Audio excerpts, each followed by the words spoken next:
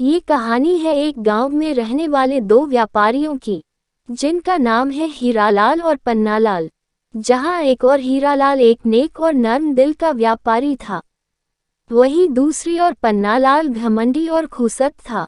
एक बार उनके गांव में महामारी फैल जाती है और उनका धंधा मंदा पड़ जाता है। सभी व्यापारी धंधे पानी की तलाश में दूसरे गांव को जाने लगे।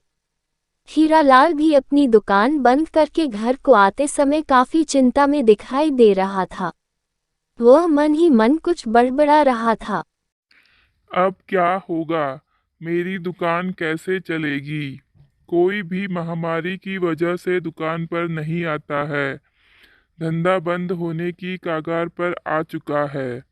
मैं अपना घर कैसे चलाऊंगा? अगर धंधा बंद हो गया तो हम क्या खाएंगे? हीरालाल अपने घर आकर अपनी धर्मपत्नी को आवाज देता है। अरे ओ सुनती हो भाग्यवान? हीरालाल की पत्नी अंदर बैठकर सब्जियां काट रही थी।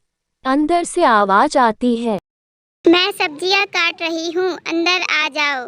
हीरालाल वहां पहुंचता है और वह पीछे मुड़कर देखती है। हीरालाल काफी चिंता में दिखाई दे रहा था। उसकी पत्नी उनसे पूछती है, क्या हुआ? आप इतनी चिंता में क्यों दिखाई दे रहे हो? हीरालाल ने अपनी सारी परेशानी अपनी पत्नी को बताई। उसके बाद हीरालाल खाना खाकर थोड़ी देर अपने कमरे में आराम कर रहा था। तभी वह सोचता है क्यों ना मैं भी पास के गांव में जाकर अपने धंधे की बात वहां कराऊं।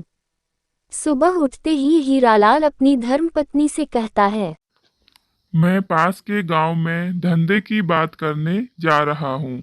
क्या पता वहाँ काम बन जाए। इतना कहकर वह दूसरे गांव के लिए निकल पड़ता है। रास्ते में जाते समय वह भगवान से प्रार्थना करता है कि हे भगवान, मैं जिस काम के लिए जा रहा हूँ वह सफल हो जाए। वहीं दूसरी तरफ पन्नालाल भी अपने धंधे के बारे में चिंतित था और वह भी पास के गांव में धंधे की बात करने के लिए निकल पड़ता है।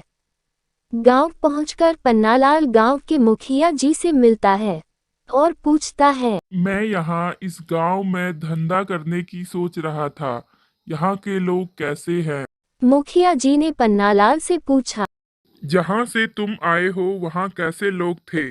तो पन्नालाल ने जवाब दिया, पूछो मत, बड़े बेकार लोग हैं वहाँ के तो।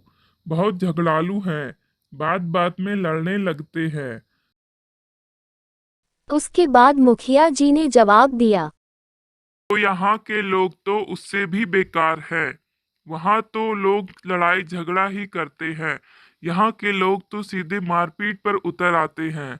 बात बाद में करते हैं, पहले मारपीट करते हैं। इतना सुनते ही पन्नालाल वहां से डर कर दूसरे गांव को चला जाता है। कुछ समय बाद हीरालाल वहां पहुंचता है और मुखिया जी से मिलता है और वह मुखिया जी से पूछता है, महाराज, यहाँ धंधा करना चाहता हूँ। यहाँ के लोग कैसे हैं? मुखिया जी ने हीरालाल से भी वही सवाल किया जो उन्होंने पन्नालाल से किया था। जिस गांव से आप आ रहे हो वहाँ कैसे लोग थे? हीरालाल ने जवाब दिया, महाराज, बड़े भले लोग हैं उस गांव के तो। वहाँ के लोग तो एक दूसरे के लिए जान देने को तैयार रहते हैं। बड़ा ही मीठा बोलते हैं। मुखिया जी ने जवाब दिया, तो तुम यहाँ धंधा कर सकते हो। यहाँ इस गांव में उससे भी भले लोग हैं। ये सारी बातें पीछे खड़ा मुखिया जी का चेला भोला सुन रहा था और वह सोच रहा था कि सेठ जी ने दोनों व्यापारियों से दो तरह की बात क्यों की? हीरालाल ने मुखिया जी को धन्यवाद बोलकर खुशी खुशी वहां से लौट गया। पन्नालाल के जाने के बाद भोला ने सेठ जी से पूछा, साहब, आपने दोनों व्यापारियों से दो तरह की बात क्यों की?